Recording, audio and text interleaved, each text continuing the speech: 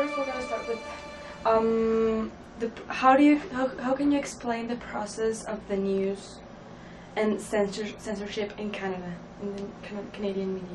Sure. Well, the thing about media, news media in Canada, is that the press isn't censored in the way it is in a totalitarian society where the government decides what goes in or doesn't, or that every single thing has to go through the censors. What happens, and it's a term we often use these days, is that it's a matter of omission, things that are left out because they're not conducive to what the news as a commercial organization is interested in showing. So, for example, you can get stories that would be very critical of a major advertiser or the industries of major advertisers, and they may self-censor them. They may say, no, we're not going to put stories in about that. Or an advertiser may not like a story and may boycott. And because the news primarily is commercial and requires advertising in order to continue, that's where they make their money, they don't want to alienate their advertisers. So that's one way. It's kind of a self-censorship or a direct pressure on the part of an advertiser. Another way that censorship happens is when there is, because of the conglomeration and the corporate concentration of ownership, some of those companies, media companies, in fact, many of them own other companies that are not in the media sphere.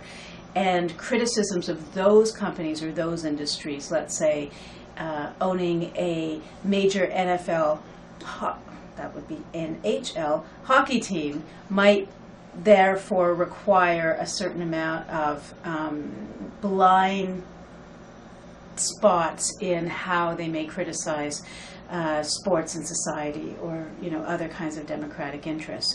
So it's a much more subtle and yet in many ways even more effective way of censorship. It's not for, and at times it includes censorship around political reasons. So we have had editors or owners in Canada who have fired editors because they were critical of prime ministers or politicians that the owners supported.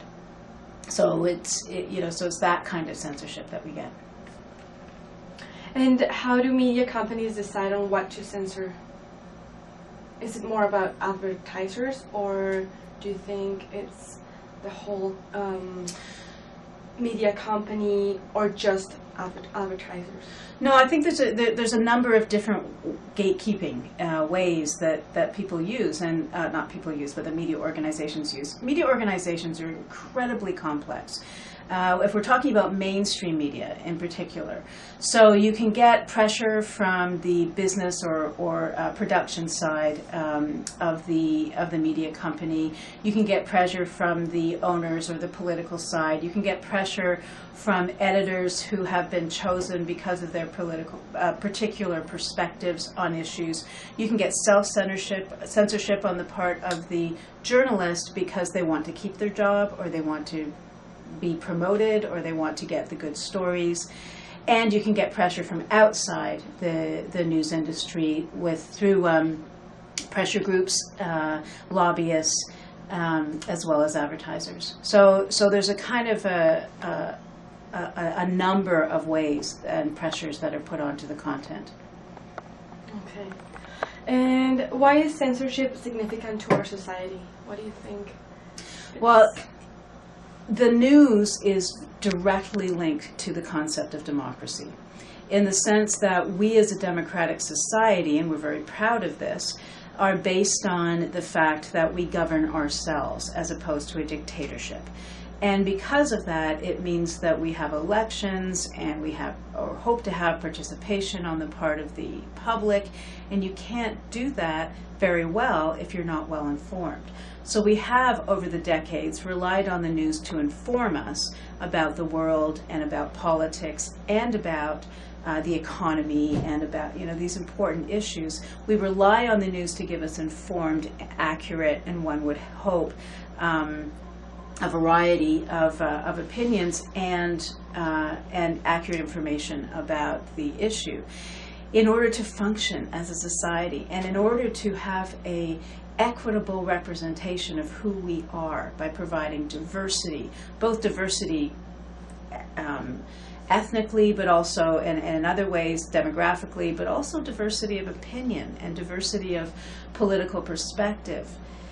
And so it's very dangerous to have the public debate in the public sphere be narrowed into a very narrow discussion of particular interests and not be seen as fundamental to both to our democracy and also to our human rights. And how does censorship violate human rights, in, like, for example, with journalists specifically? Mm-hmm. The content of the news tends to be fairly narrow, is what we have found. We found, for example, that only 25% of the subjects in the news are women. So the world that's being represented to us is primarily dominantly male. And yet more than 50% of the population is women. We know that the representation of the poor is extremely inaccurate to poverty situations. We know from all of these studies that that the representations of race, of sexual orientation, of issues in Canada versus issues outside of Canada, they all have a very a different and problematic perspective because they're not telling us what's actually happening in the world. And they're not reflecting the diversity of the world. And as soon as you have a control on communications, as soon as you have these kinds of restrictions on our communications, then it interferes with our ability to be fully functioning, fully equitable human beings in the world. And human rights is based on that concept that we will have the basics we need to survive in the world. And we will have it without discrimination. And we know in the world now, which is highly mediated and highly dependent both economically, socially, and politically on communications, that communication rights, the ability to have yourself reflected, the ability to see, to communicate freely, and to have your various opinions shown in the news is a fundamental right that is directly connected to the ability to have equity in the world.